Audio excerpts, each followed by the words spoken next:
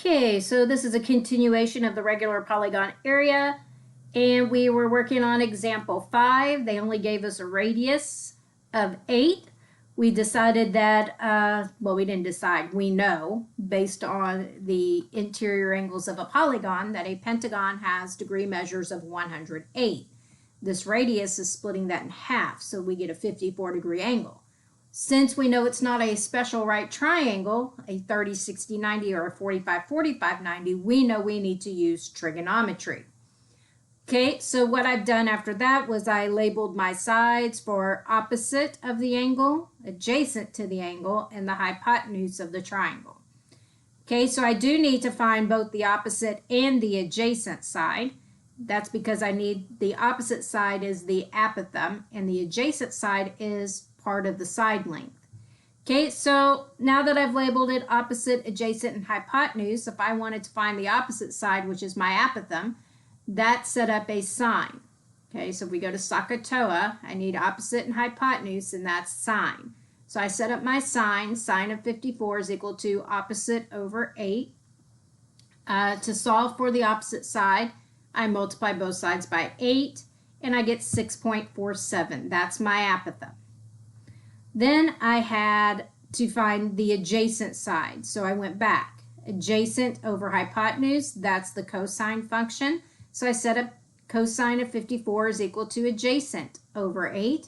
Again, I had to multiply by 8 to solve for the adjacent side, and I get 4.7.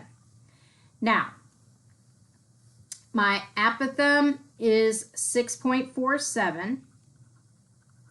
Now I need to do my perimeter. Okay, so my side length from here to here is 4.7, but I need the entire length. So I need to double it. Okay, so that's going to give me 9.4. So my side length is 9.4. That means my perimeter is going to be 9.4 times 5. I'm going to bring up the calculator. 9.4 times 5, so my perimeter is going to be 47 units long. Then I'm going to put it into the formula.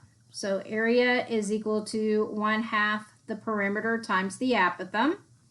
So area is going to equal 1/2 of 47 times the 6.47 for the apothem.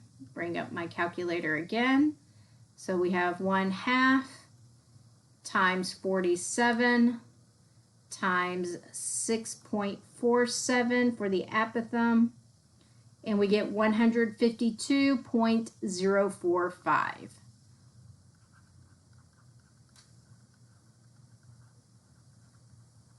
And that's going to be units squared. Okay, so yeah, when we're working with trig, we typically do round to 2 decimal places if need be. It's not nice and neat with those perfect radicals or regular numbers. Okay, so just keep in mind you are going to have to round for the trig portion of the side lengths, but it can be done. We have learned everything that's necessary to complete the problems. Okay, so now it's your turn to practice.